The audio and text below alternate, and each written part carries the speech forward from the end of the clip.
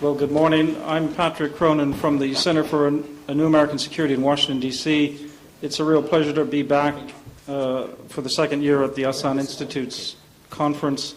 I've certainly enjoyed the panels that I've been able to learn from to date, and I hope you'll enjoy this morning's session, which is focused on Northeast Asia, but specifically looking at the question of security architecture and architecture in the region, which is a tricky question because it forces you to draw boundaries around a region which is connected globally.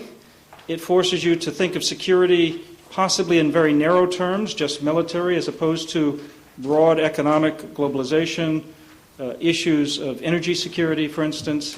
So I think we'll have some very interesting interventions, maybe different perspectives, I hope, from our four distinguished panelists. And I'm going to save my comments really until after I hear from the other four. And I'll be brief so we can make sure that we have time for conversation with this very learned audience.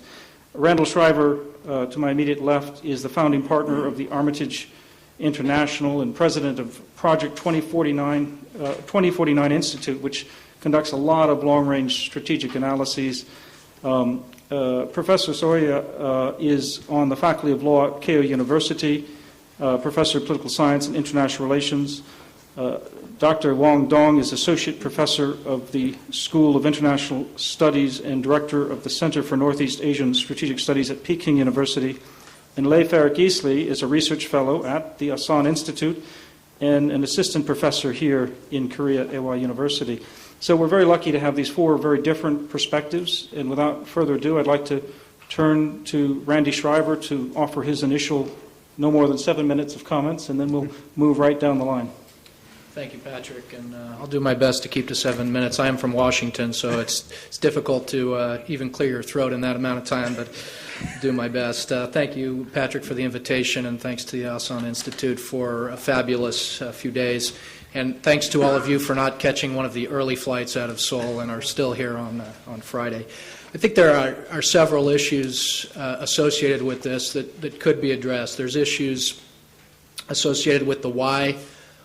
Hasn't there been something established that has been enduring and effective in Northeast Asia in terms of regional architecture? What are some of the options going forward to either strengthen, create, empower, whatever the goal might be? And I will take as a third set of issues some of the U.S.-specific considerations on how we should think about it and what our goals should be as we think about regional architecture, because I think we are in the game. I applauded Secretary Clinton in 2009 in her speech in Hawaii where she said we will be part of the decision-making and thinking about regional architecture. Of course, that is, I'm not even sure that's half the battle. That's saying we're going to play and be involved. The more difficult work is figuring out what that should be and how to implement it. But at least we're in the game, and I applaud that. So the first set of issues, why hasn't anything been created to date that's more enduring? And I think there are a number of things. Of course, the parties we're talking about here, there is a great deal of animosity and historical trouble. I suppose that's reason why you should create something in other regions to deal with those types of historical animosities. People have sought to create regional organizations or multilateral organizations to deal with it, but of course these are particularly sticky and difficult problems related to history, related to sovereignty disputes, related to current day contemporary competition. So this has been particularly difficult in Northeast Asia. And number two is the kind of issues that you might seek to address in a multilateral framework are particularly difficult, if not intractable. And I mentioned sovereignty issues. When you think about creating something to deal, you want to create something in order to achieve something, affect something. And what has been created so far, of course, what was at the initial stage is very ad hoc. The six-party talks took on a very difficult problem, the problem of seeking to denuclearize the Korean Peninsula, and hasn't succeeded in that endeavor. Think about trying to bring some of these very difficult questions into a multilateral setting and think about the prospects for success there. And then I think increasingly the overlay to this is U.S.-China competition. Set aside for a moment the historical animosities and the difficulties of the issues, the two powers, United States and China, will obviously have a say in the creation of a regional organization in Northeast Asia. And I think we come at it with very different priorities, very different goals, and that in and of itself is quite an obstacle. Thinking about options then, certainly there is something in place. We have the six-party talks, and you might argue, since it has essentially failed in its maiden attempt to solve a difficult regional security challenge, why would you sustain that and broaden the scope of its agenda? But in fact, I think the six-party talks started with one of the most difficult problems out of necessity.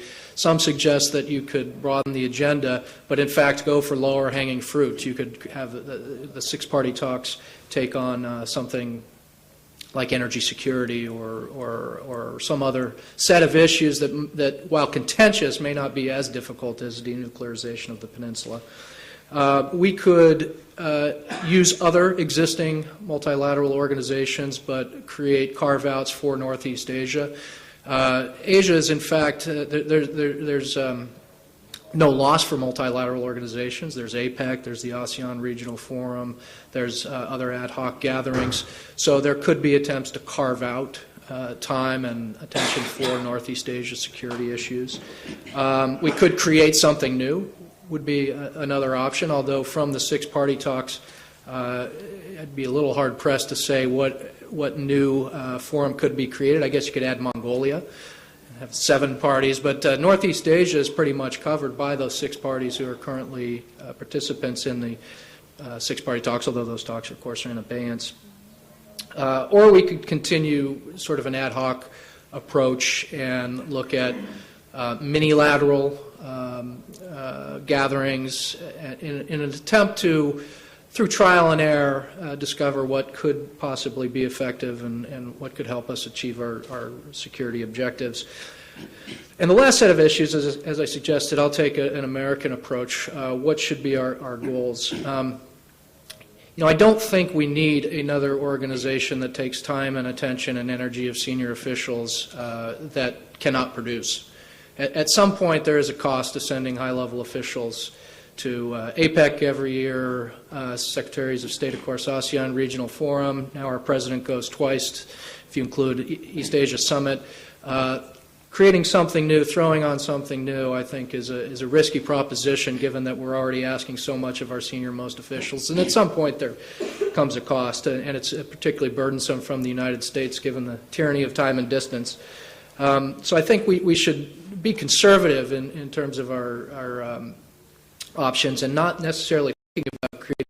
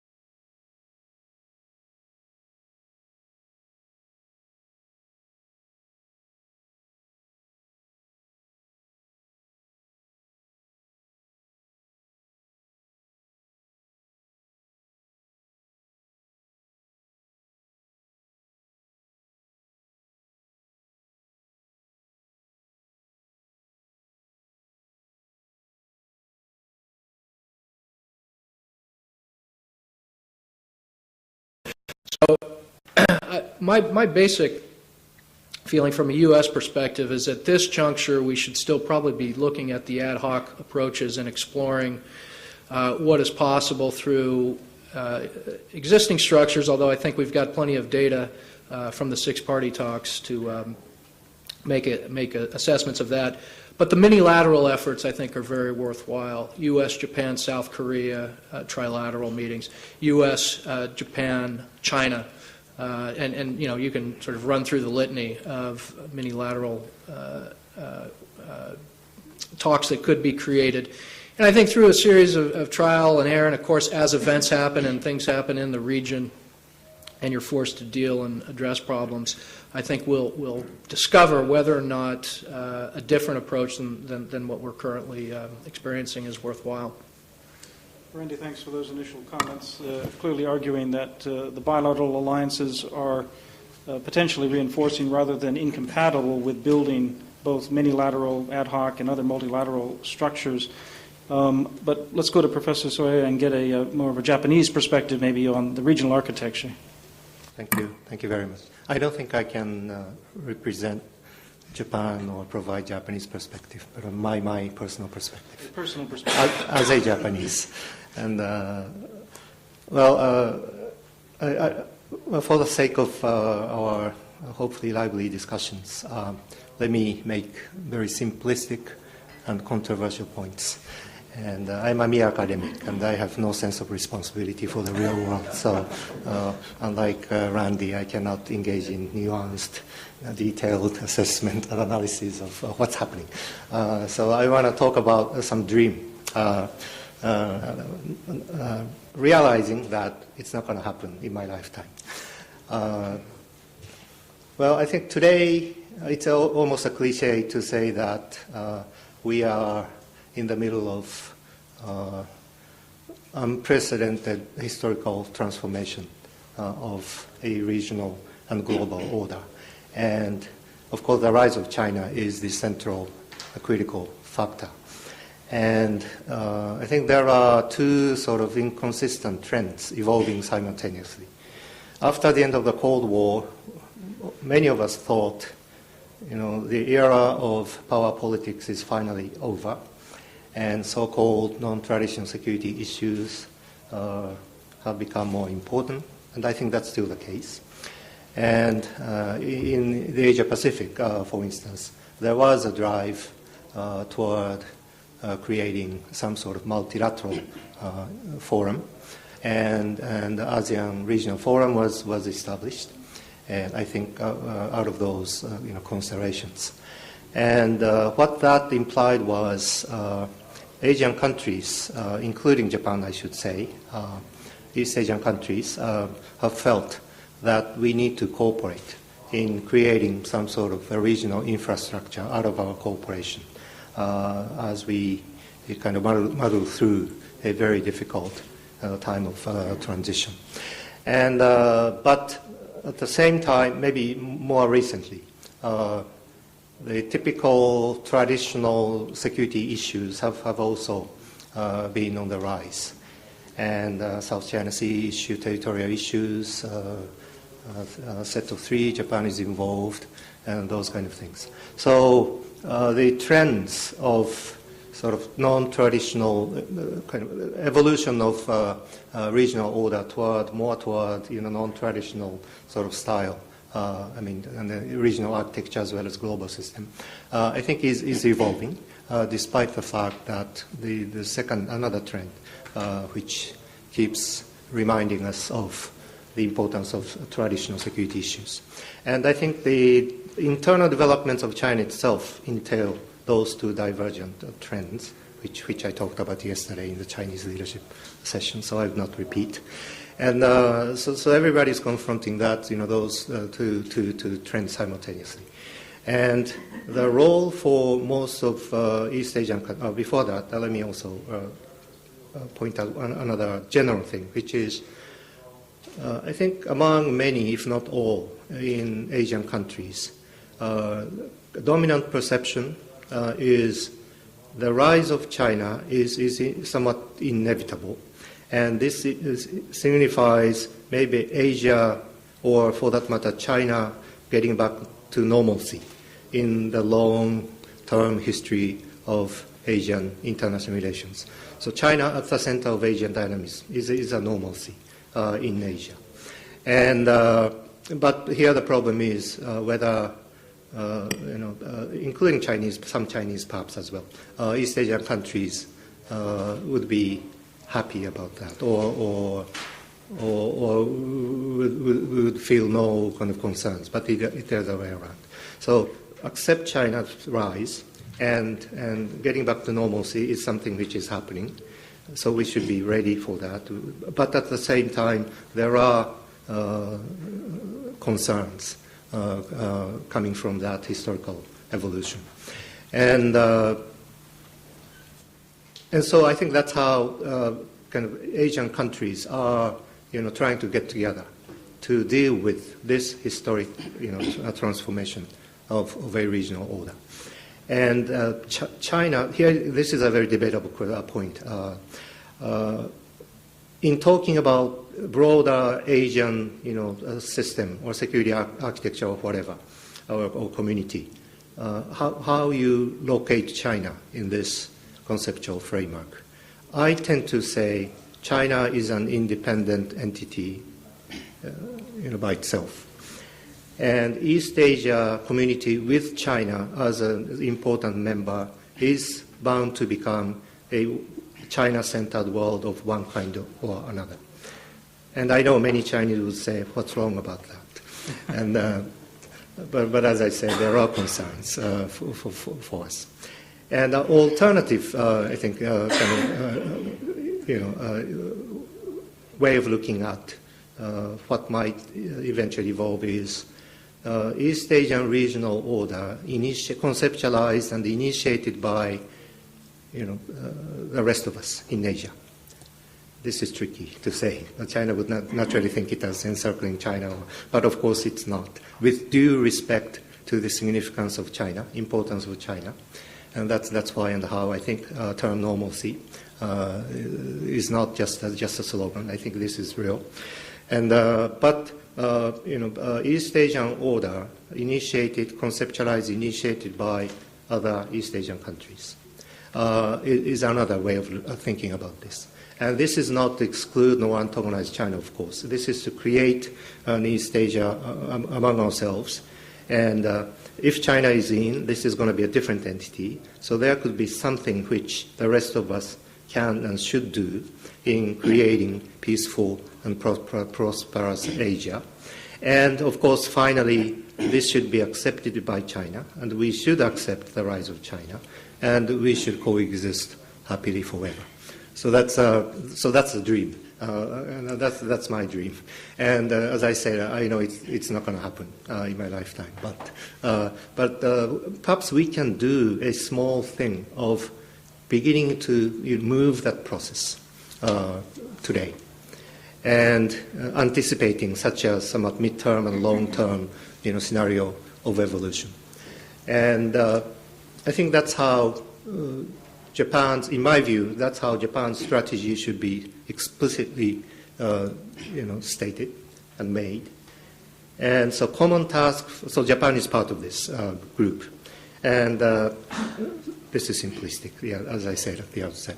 But the common task for these Asian countries is, of course, to talk about the U.S.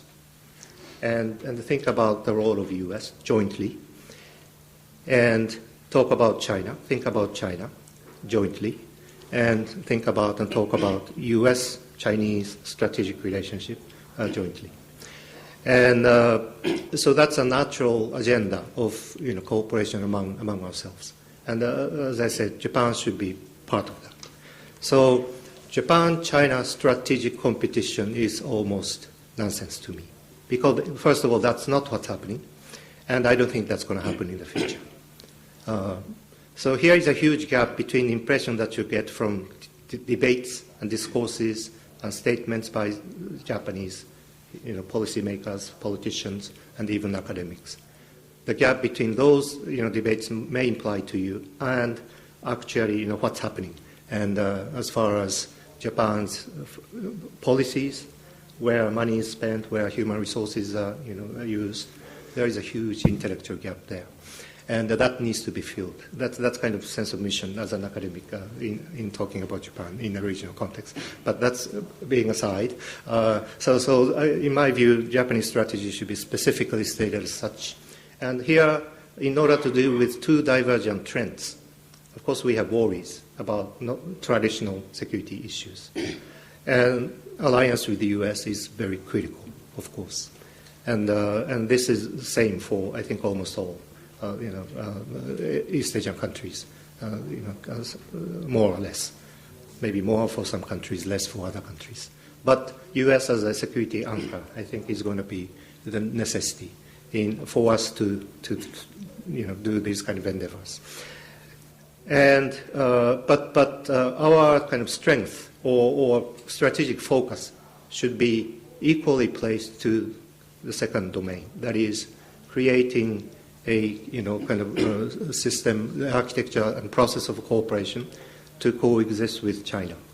And the strength of these, for the lack of a better term, I will use the term middle powers.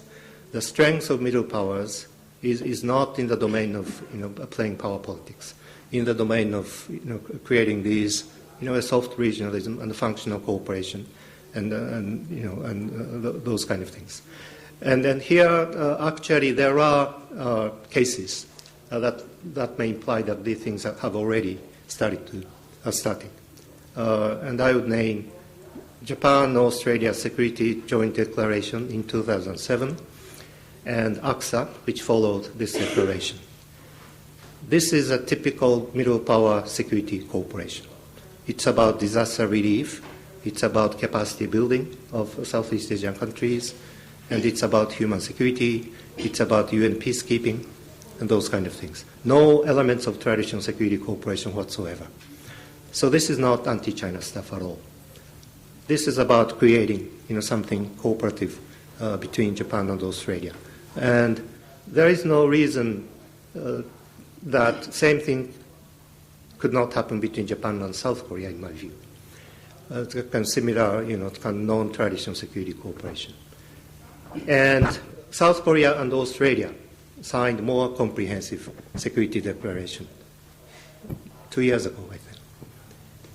And between Japan and South Korea, of course, coming up with such a dramatic thing as leaders' joint security declaration is risky because of our usual problems. So what's going on is both governments are now talking about AXA first. Between Japan and Australia, we did security declaration first, and AXA came. But between Japan and South Korea, now discussions about AXA are going on. And but with the change of governments in South Korea to liberal polity, this may be slowed. That's what I'm worried about a little bit, because Korean liberals are almost by definition anti-Japan. And so we'll see what's going to happen. But the fact that that process has actually taken place, I think, indicates something. And this is, in a way, a response to the rise of China, changing nature of Sino-American relations. And in the Japanese debate of security policies, there used to be three layers, which almost came automatically. First layer of international security, PKO, and those kind of things. Second layer had to do with alliance management with the U.S. And the third layer was used to be self-efforts by our defense force. And recent phenomena is there is a fourth layer, or this could be inserted in between first and second, of emphasis. That is security cooperation with regional countries. So that's the domain where Korea, Australia, and India come in.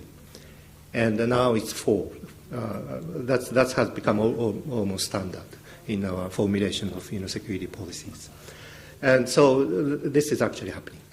And so let me just finish my remark by saying, by talking about the relationship between usual difficulties that Japan has with the rest of Asia, particularly neighbors, and the prospect of these kind of things happening.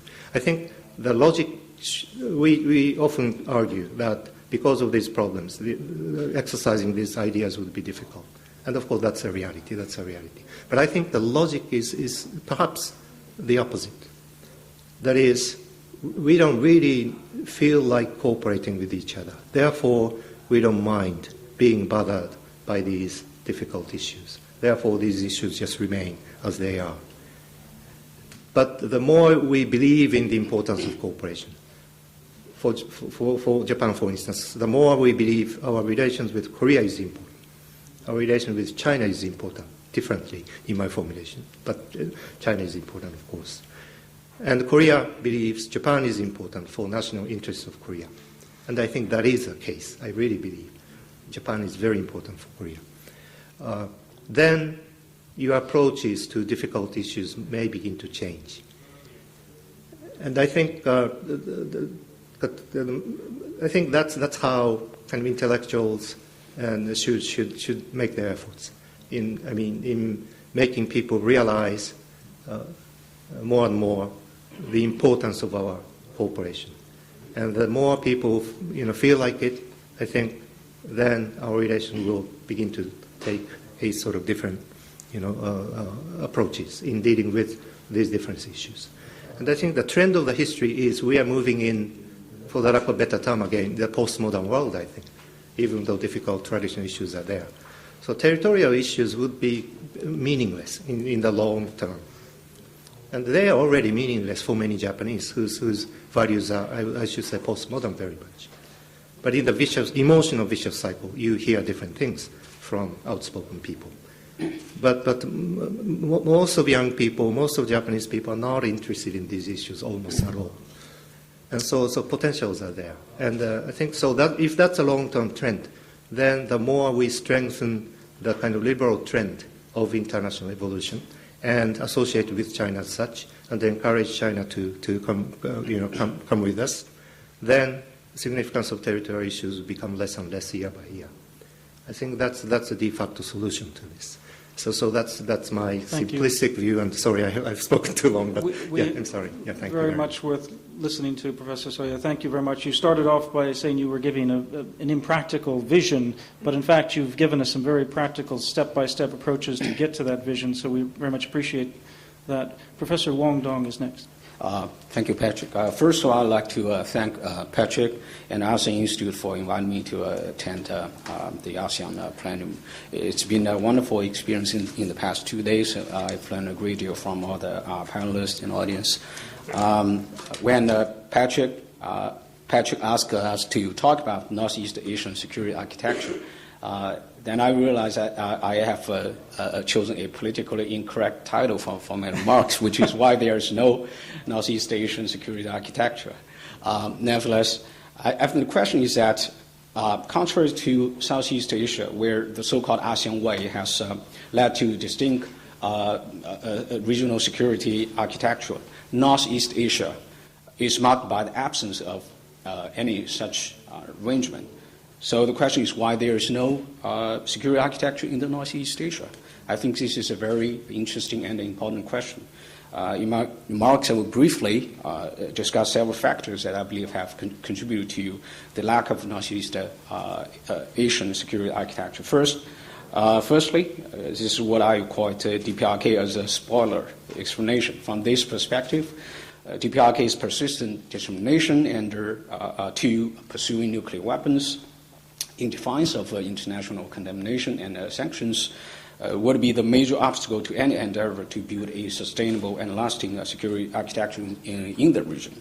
North Korea's nuclear ambitions have repeatedly unsettled the region, increased regional tensions and instability, and essentially blocked the emergence of any kind of Northeast Asian security architecture.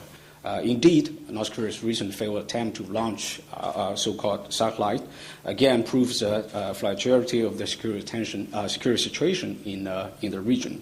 As long as North Korea is committed to pursue nuclear weapons, Northeast Asia will remain hostage to Pyongyang as North Korean leaders jointly explore differences between major actors in the region.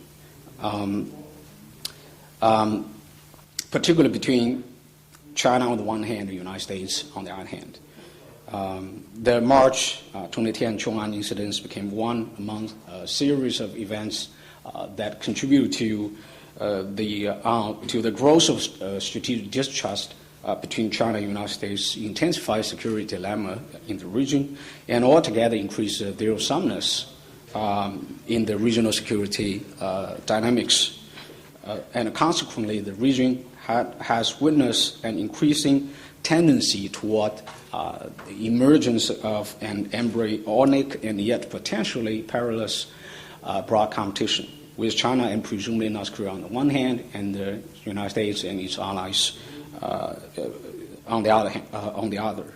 For a while, six-party talks has raised people's hopes for a gradual evolution of six-party talks mechanism into some sort of regional multilateral security architecture should North Korea nuclear ambitions be curbed and regional peace and stability be secured through six-party talks in the short to medium terms. Scholars and policymakers have floated different ideas of institutional security arrangement building on six-party talks, such as the idea of Northeast Asia Security Cooperation Mechanism. Unfortunately, such a policy prescription might sound quite irrelevant, if not naive, in the eyes of policymakers these days, because as recurrent North Korean nuclear provocations, North Korea provocations have prompted policymakers to become increasingly pessimistic about the resumption of six-party talks anytime soon. And secondly, there's territorial disputes in the region. If one looks at the map of the Asia-Pacific region, I think she will be surprised how the region is beset by numerous territorial disputes. Just to name a few, there's the northern territorial disputes between Japan and Russia, and the disputes over Diaoyu or Senkaku Islands between Japan and China, and disputes of Dakota or Takeshima Islands between Korea and Japan, and the recently flared up disputes over the Suyan or Aido Reef between Korea and China.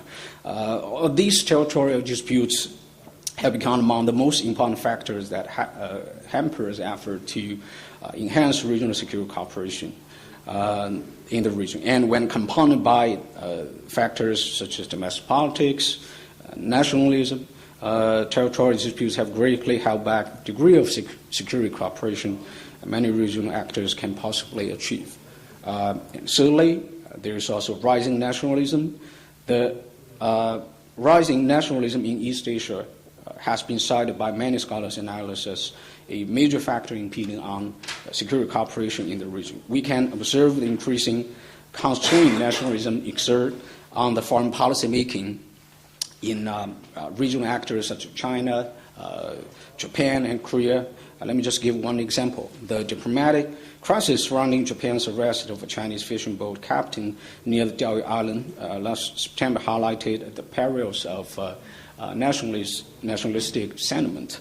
Under the pressure from a nationalistic domestic audience back home, both Chinese and the Japanese government would have to behave in a very tough way, and ironically, both governments were criticized by their own public as being too weak. And fourthly, the last factor we look at is U.S. Returning to Asia. So U.S. returning, ironically, I think U.S. returning or pivot or rebalance to Asia, whatever label one might want to use, has greatly increased strategic distrust between China and the United States. And U.S. strengthening of alliances with Japan, South Korea, not to mention Australia, Philippines, as well as its enhancement of security ties with Vietnam, India, has alarmed Chinese strategic analysts, policymakers. Most of Chinese strategic analysts would perceive U.S. strategic moves as an effort to contain China. Therefore, ironically, perceived U.S. effort to contain China would add to those who argue that a charm-making North Korea, and for that matter, nuclear North Korea, despite all the negative consequences, would help restrain and counterbalance the strategic pressures from the United States, thus reducing the incentives for China to rein in North Korea more aggressively. Therefore, in addition to the differences in approach to addressing the North Korea nuclear challenges, the U.S. returning to Asia has increased the strategic trust between China and the United States, further complicating the security situation on the Korean Peninsula and in the Northeast Asia at large. And I think the security dilemma in Northeast Asia has highlighted the incompatibility between the U.S.-led alliances system and any multilateral security architecture we might envision.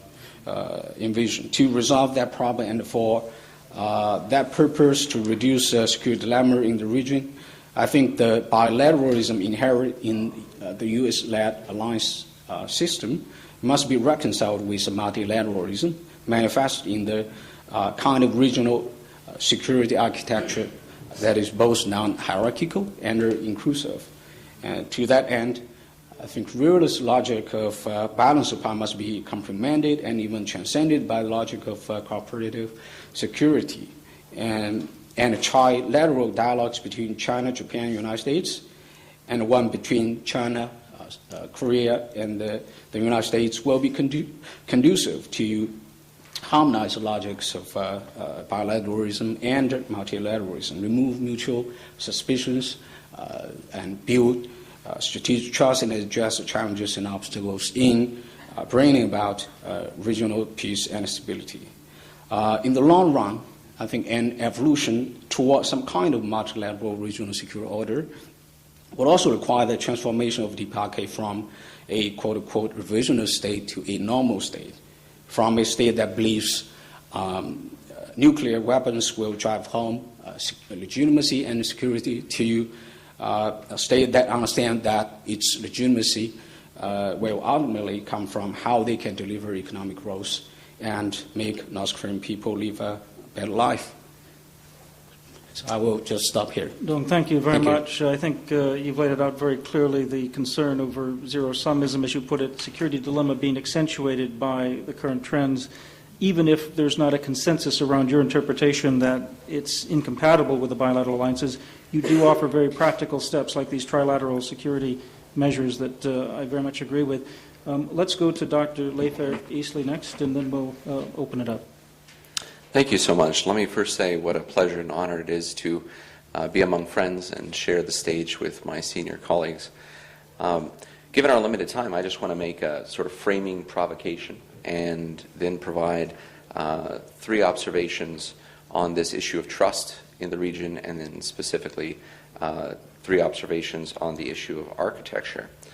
So the provocation I'd like to offer is resolution of the North Korea nuclear issue a necessary or sufficient condition for regional architecture in Northeast Asia?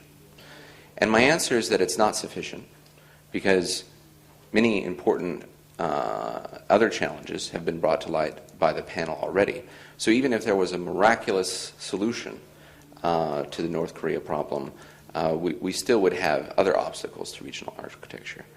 But, and I think we might be in agreement about this, it may be a necessary condition. And the reason I think so is that it's really difficult to envision a fully functioning regional architecture absent some working answer to the North Korea question. Because institutions in Northeast Asia remain underdeveloped largely because, security institutions that is, remain largely underdeveloped because of this outstanding North Korea question and a lack of shared strategic vision for the future of the Korean Peninsula. So even while Northeast Asia may outperform other regions economically, it lags behind in terms of security architecture because North Korea is such a source of distrust. And it's not just a source of distrust in that North Korea and its neighbors don't trust each other. North Korea doesn't trust its neighbors don't trust North Korea. But because North Korea causes trust problems among the other important players in Northeast Asian security. The U.S. and South Korea, of course, are concerned about whether China's being a responsible international stakeholder when it's dealing with North Korea. China doesn't trust South Korea and the United States to respect its primary interest in stability, and is not comfortable with the idea of the U.S.-Korea alliance being right on its border. And South Korea doesn't trust Japan to support its vision of a reunified peninsula. And I could go on with many other examples, but I don't think that's necessary with this audience. So what I'd like to do is provide 3 observations why talking about trust is often so problematic and frustrating. First, I think security architecture and trust is sort of like the chicken and the egg.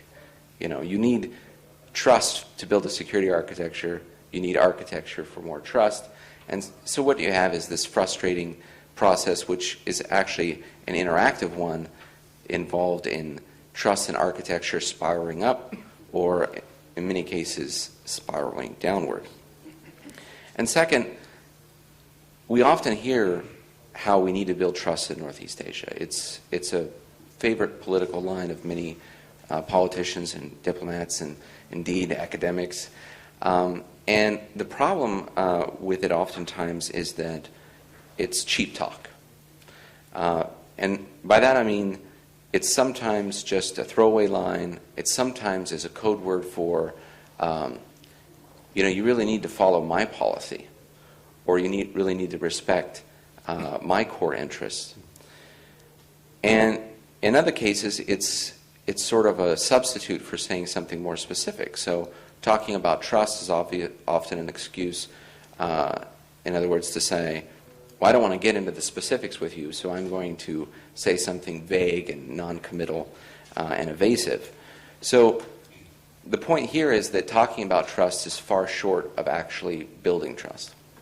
And then thirdly, I would say that some sort of critical juncture, some sort of serious crisis point, is probably what will be necessary to resolve the overlapping and sometimes competing components of regional architecture.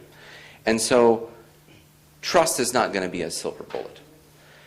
But what I'd like to argue is that in the case where a real crisis, a real decision point about regional architecture knocks down the existing walls in the region, then it's going to be much more effective and much less costly to build up the regional architecture, perhaps that Professor Soya has laid out for us, if the foundation of trust, some foundation of trust, has been laid in advance. And so allow me to just give 3 points what I think this practically means in the context of regional architecture. And I'd like to make a point on leadership, a point on institutional mechanisms, and a point on roles and burden sharing. First, the decision-making about building regional architecture is necessarily going to be shared. The U.S. is in. China is obviously a very big player now. South Korea has arrived fully on the regional and international stage. Japan needs to remain engaged. And I think stepping back from the sub-region of Northeast Asia and looking at East Asia and how these sub-regions interact, the ASEAN processes have their usefulness. And it'll be very interesting going forward to see what the +3, the trilateral cooperation mechanisms among Japan, South Korea, and China, which are making progress in the economic area. It'll be interesting to see what positive spillover effects those efforts have in the realm of security. On the second point of institutions, I think that it's going to remain the so-called noodle bowl for some time. Like I said, it would probably take a serious crisis point to make a decision about consolidating these institutions and really developing the architecture further.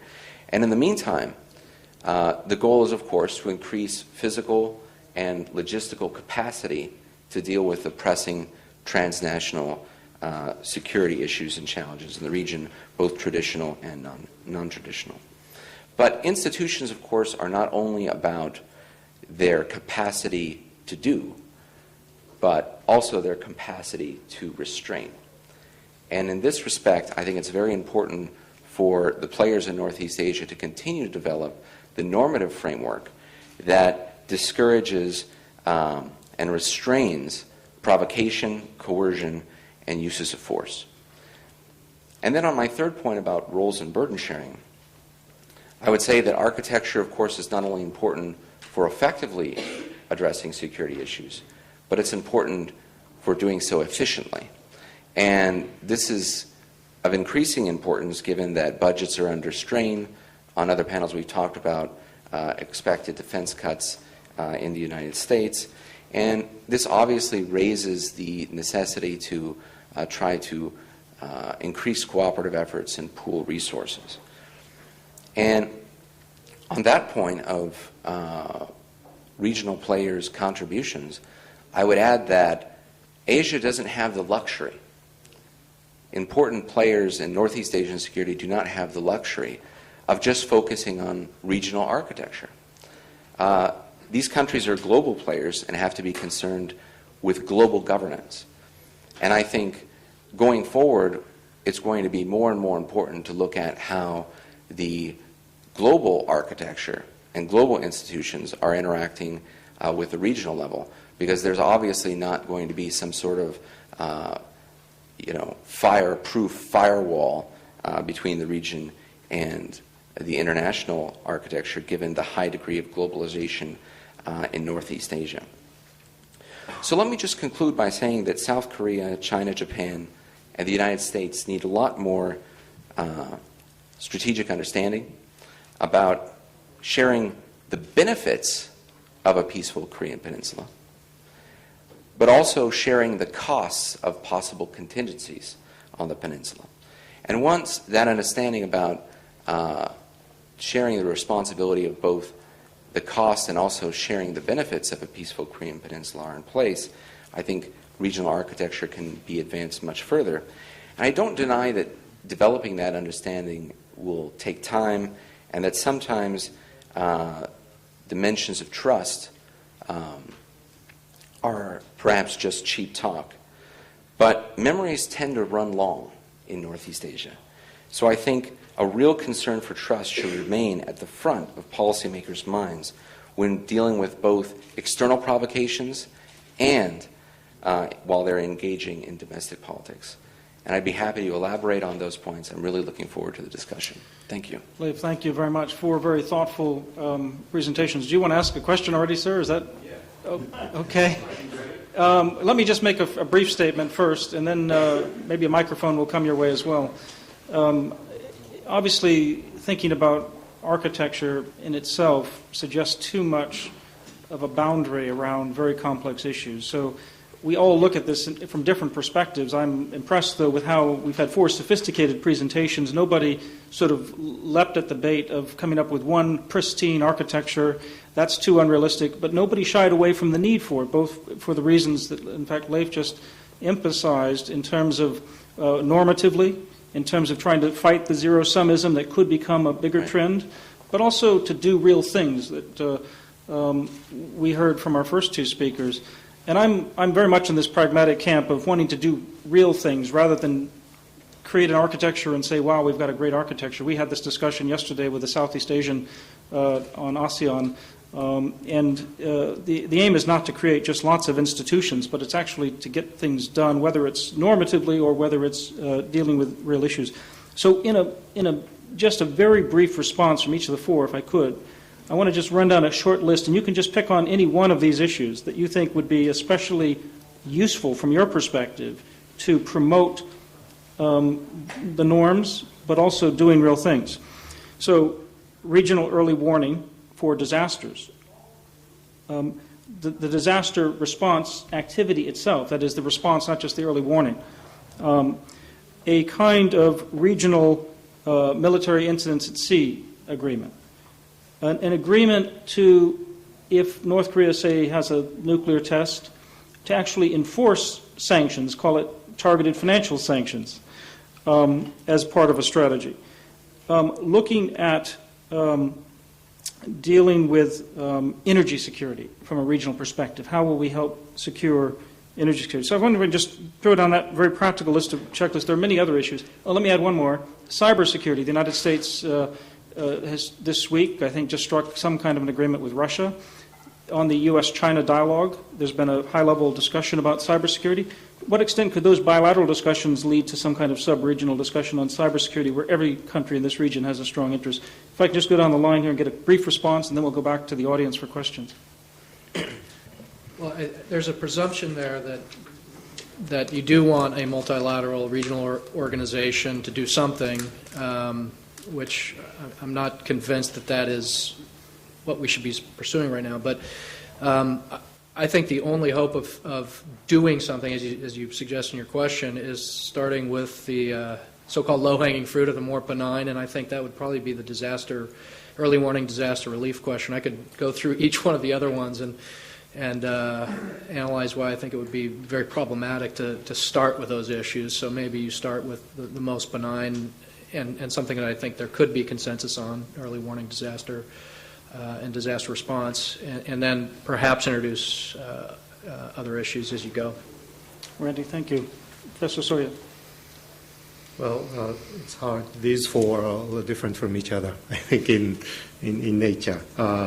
But as a practical starting point, yeah, I tend to agree to Randy. This is feasible. This is feasible.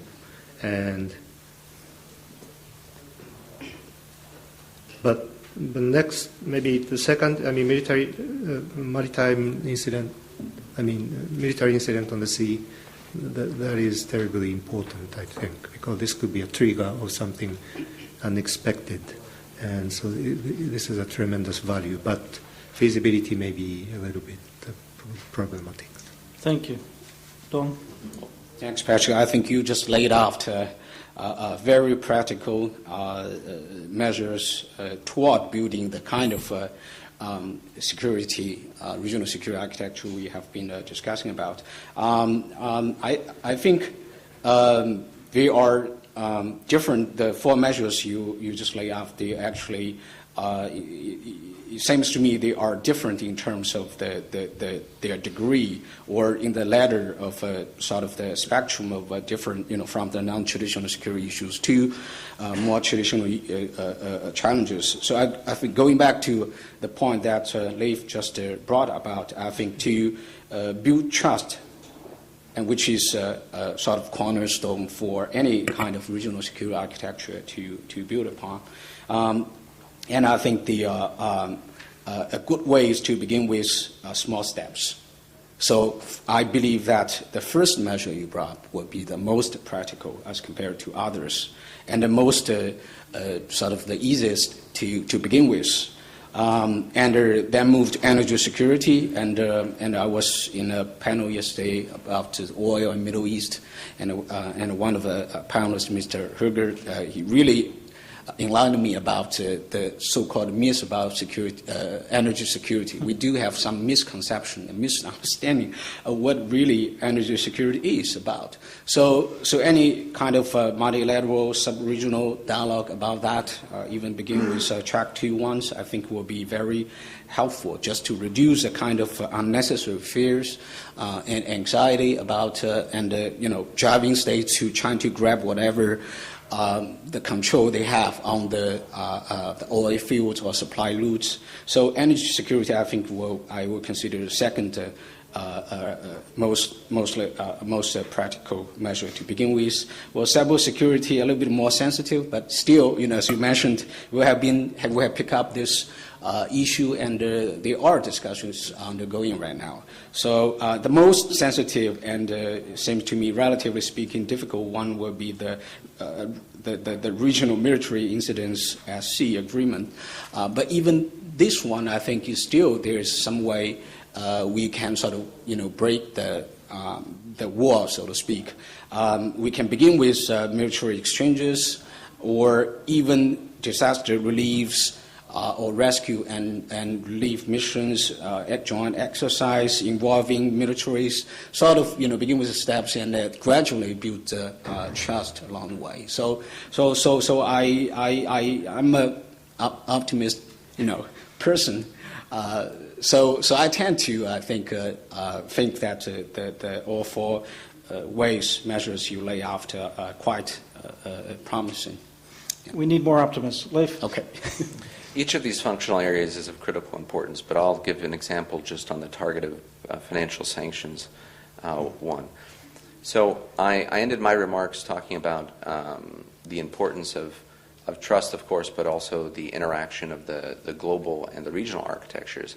And I think with the current issues of trust in Northeast Asia and dealing with North Korea, the implementation of United Nations Resolution 1874 is very important.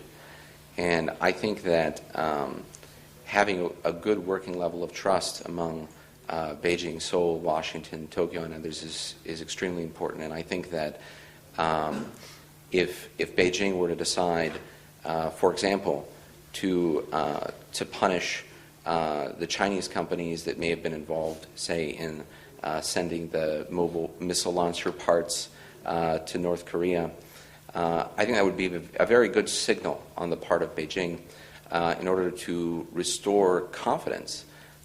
Because China is such an important player, China is a necessary partner, but frankly, since the Cheonan and Waipido incidents and China's response, the level of confidence here in Seoul about China's role is under a lot of strain.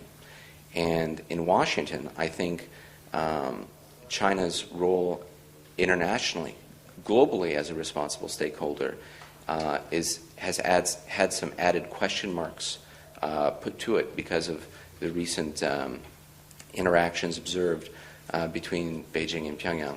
And so if targeted financial sanctions were actually put on these Chinese companies by Beijing itself, and that signal was sent that the UN resolutions are being strongly enforced by China, I think that would do a lot to restore confidence in China's very important role, help alleviate mistrust, and could help us continue with regional architecture building. Thank you, all of you. Let's go now to questions. The gentleman in the back was first. And we're going to take several questions because I want to hear more from the audience, and we're going to just keep our panelists having to take notes because it's very important to hear more questions and comments, I think, than it is for us to respond and slow down the give and take. Please, sir. My name is Jack Brenner. I'm with Amnesty International USA. And Amnesty's concern is for the individual security and integrity of the North Korean people in North Korea and in China. I wondered how you see that fitting into your overall security discussion. I also wonder what you think of the idea that's been out there for a while, the Helsinki process for Northeast Asia, where we would scrap the six-party talks and replace it with on the Helsinki model, three baskets: security, assistance, and human rights, and talk about them all together for all the countries in the region. Good questions. We'll get back to them. Jonathan Pollock, you were next, and then... Let me compliment all the panelists for having... the good news is this has been a very serious discussion. The bad news is we could wake up in another year or another 2 years and see essentially the same arguments and all that. So let me try to pose a different possibility, if I could. There is a natural tendency, reflected, I think, in the questions that Patrick just raised, that, well, let's start with the easy things first and see if we can't do better from there. I'm going to flip that and ask about the feasibility of a serious discussion about the hardest issues first. Some of this would have to be done, I think, axiomatically on a bilateral basis, at least at first. But Leif made reference, he used the term strategic understanding. Now, strategic understanding doesn't presume anything about whether there's trust or distrust or whatever. Call it, if you will, strategic clarification. It sets the bar higher in terms of forcing I think, leadership and bureaucracies, if they can, and this is the very big if they can, to articulate much more explicitly national goals, directions, anxieties, and so forth. These are all the things that are inherent in what we do. I mean, what I'm simply struck by is that this is a transformed region, absent, of course, North Korea, and yet we don't seem particularly reassured by that. If anything, the doubts and worries and concerns are bigger. So I will close with what Hans Morgenthau observed many, many years ago when he defined the difference between a psychotic and a neurotic. He said that he knows that a psychotic thinks that 2 + 2 = 5. A neurotic knows that 2 + 2 = 4, but he's unhappy about it. So can we do better? One last consideration. Is the problem here in part what I will call ownership? In other words, one way or another, whatever idea it is that wells up, whether it's from ASEAN or whether it's from China or the United States and what have you, directly or indirectly, causality will go back, well, who defined this? Is there a way out of this conundrum? I'm not sure, but I would appreciate your thoughts. Very tough questions. Yes, sir. We can just keep it brief. We'll get more of these questions and comments in. John Chow from the Asan Institute for Policy Studies. I want to ask a question about the strategic trust. And I want to ask, is trust primarily about the structure, the geopolitical structure, or is it primarily about identity? And what I'm getting at here is with respect to the historical issue and nationalism, is resolution of the history issue a necessary condition for a regional architecture? If mistrust is coming primarily from the way in which the structure is configured, then even a resolution of the history issue, don't you think, would have at best a limited impact on building these institutions? So the second quick question that I wanted to ask everybody is, Leif had mentioned this notion of some sort of critical juncture spurring on the development of a new sort of security architecture. We've had North Korea test nuclear weapons. We've had the Fukushima crisis, the tsunami.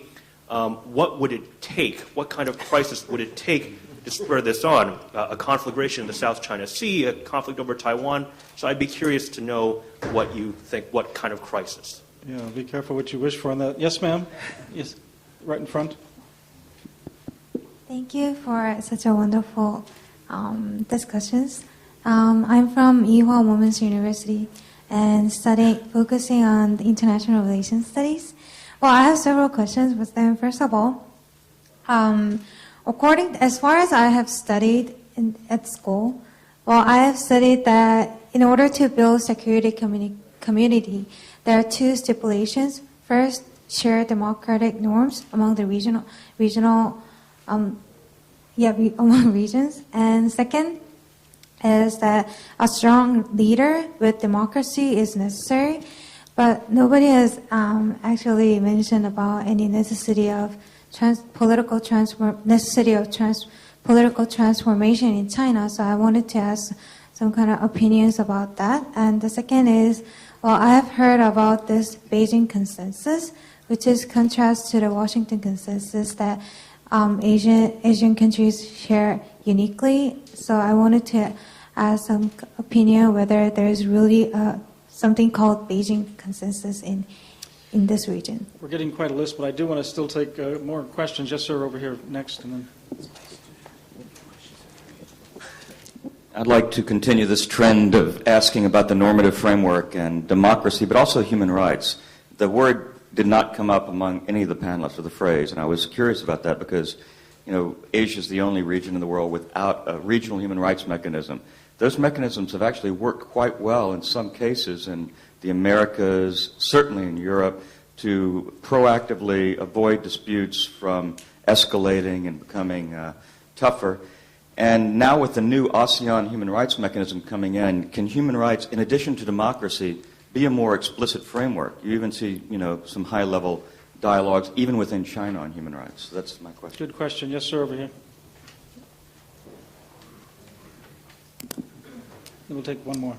I am president of Sejong Institute. In terms of the security architecture in Asia. Every scholar has mentioned several kind of factors, what are important ones. This is my comment. One of the most important factors for the security architecture in Asia is a different value system, including ideology, religion, tradition, custom. So, for example, between the mainland China and South Korea, we have very strong, complex interdependence relationship with each other, but in terms of value system, we have some different. So, the other part, we are very strong tie and friendship, but only in terms of security, we have sometimes troubles. That could be produced from the different value systems. So we should conclude these different value systems for building the security architecture. This is my comment. Thank you. I want each of our panelists to be thinking in 1 minute what 2 points they want to make. They're not going to be able to address all these questions. I thought it was very important to hear from you, though, your comments, because it's just we learned as much. In our final 5 minutes, we're going to take one more question, and then I'm going to turn to the panelists in reverse order, starting with Leif. We're going to come right back down and finish on time.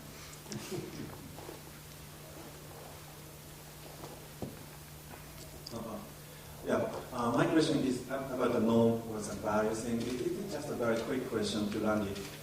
It's about, because Leif mentioned about Japan, South Korea, China, Japan, trilateral things. And as you know, we are very developing very well about this trilateral, and we are now having a rotational secretary general system. And I think my dream, like Soya-san, is we will see more and more trilateral cooperation, like in paramilitary, Coast Guard level, or FDA, or academic exchange. And my question is, what kind of American perspective on this kind of trilateral thing? Because it is not, of course, bandwagon process of Japan or South Korea, your alliance. But this is a kind of very interesting, dynamics. I think 5 years ago or 3 years ago, I don't think this trilateral so well, or don't take so seriously. But now I think it's developing very fastly. So how you respond to this? Thank you very much. Some great comments and questions, and we're going to now turn to Leif to respond to at least a couple of the points. Hard to choose two. They were all excellent questions. I think I'll respond to both Johns. So to the senior Jonathan Pollock, I would say that from what I heard of your question, the word transparency leaps out at me. And I think very much better definition of national goals and interests is important for the national level strategy making, of which, of course, you are an eminent expert. But I think transparency of those goals and intentions are what's so important for trust, of course. And here I think we actually see some progress, but obviously there's a long way to go in terms of the detail that could be in the publicly published defense white papers, the detail that could be in joint security statements, the detail that could be in multilateral security statements in terms of how the national interests, which frankly often do not line up, could frankly be addressed in terms of their gaps and proceeded for in a more transparent way that is conducive to trust. And in terms of claiming a good idea, obviously ownership of a particular initiative matters. And this isn't just because, Koreans may like a Korean-originated idea to be the one that blossoms regionally, but also because with changes in domestic leadership, new administrations have a new stamp, or at least a new slogan to put on their national strategies. And we've seen some really good ideas come out of Japan, but then the prime ministers change so quickly that these grand visions and slogans disappear from these documents. And so I think that it's really important to try to seize on a good idea and further. Some of these have come up in the panel today. And once an idea has traction and actually starts making progress in regional architecture building, I don't know if it originating somewhere else is really such a problem. Because a good idea has many fathers and many mothers, Okay. and inevitably will That's have all a we lot. have time for. I'm so sorry to cut you off right there. Dong, let's go. Okay. Wow. All excellent questions, and I will try to first respond to Jonathan's remarks, and then Eve just assigned me, a task to answer his students' questions, so I will try. Jonathan, I think this is very insightful remarks, and particularly to your point that whether or not the ownership of an idea, particular idea, is a problem. I think it is. It is very unfortunate. I think when the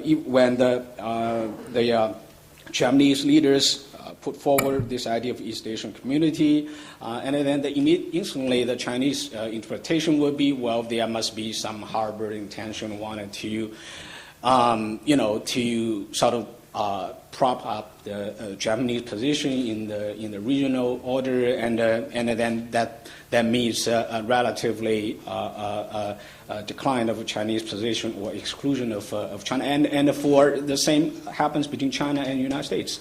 So I think this boils down to the fundamental and the perennial question of how we had this discussion over the past 2 days, and also your conceptualization of each country's understanding of power and what is implication to bring about. This is a very fundamental part of that. If you have a very zero-sum understanding of power, then it's naturally that you will regard any kind of, read into any kind of such proposal a very power politics sort of instinct behind that. And then I will get back to Leif's student.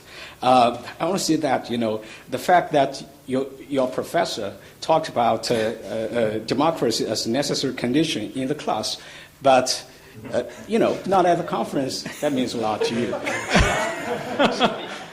So I think personally, I think the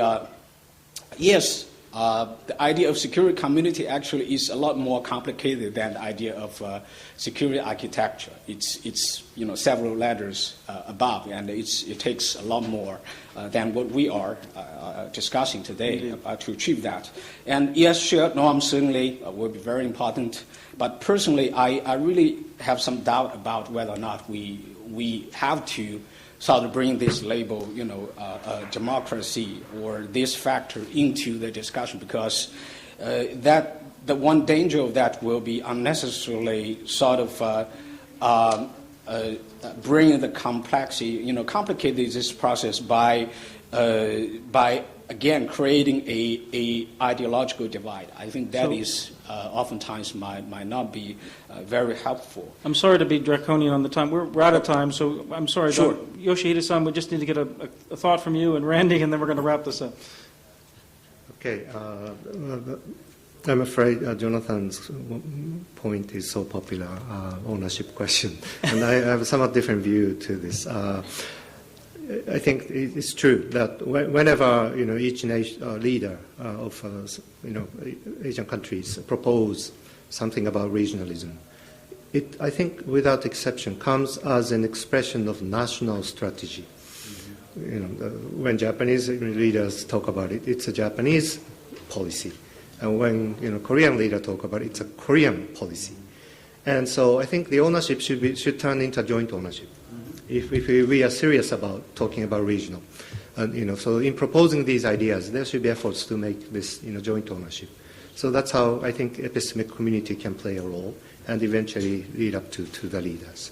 And critical juncture theory, I may share some of your feelings. If North Korea does not provide an incentive for us to continue to cooperate, then what else? Korean War, of course, but that's what we badly want to avoid. And so I think critical juncture theory, one flaw is, assumption is if something serious happens, then we're going to cooperate.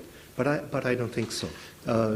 Before seeing critical juncture, we have to formulate some way of cooperating each other. Otherwise, we'll end up being driven by events. And I think that's how Korean Peninsula question is terribly important in my view. Those are great thoughts. Eventual unification. And I'm sorry we don't have more time, but Randy's going to get the last word here. Just really quickly, the comment that we could be here in 2 years having the exact same discussion. U.S. is the largest economy in the world. Japan's number 3. China's number 2. Seoul's economy is growing. There hasn't been war in 50 years. That's okay with me. There are flashpoints and there are problems. It's not clear to me that the urgency to create something in the hopes that we remove these flashpoints. I'm comfortable with a more ad hoc trial and error approach. I think we're doing okay in Northeast Asia, but there are some problems that need to be addressed. Number 2, really quickly, ROK, Japan, China, trilateral cooperation. I think there's a very, very small segment of Americans that are somewhat uncomfortable with this, being not in the room and all that, but I think most people say good luck. We wish you well. There's probably some limitations if the United States is not involved in the discussion on some security matters, but good luck.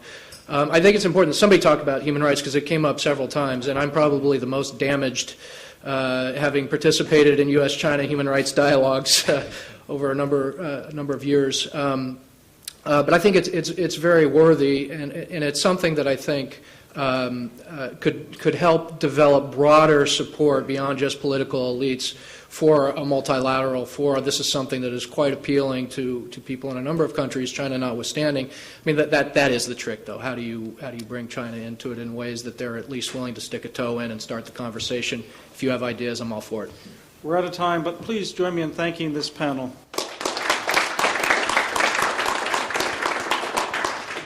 Well done. Now we have a short break. Yeah.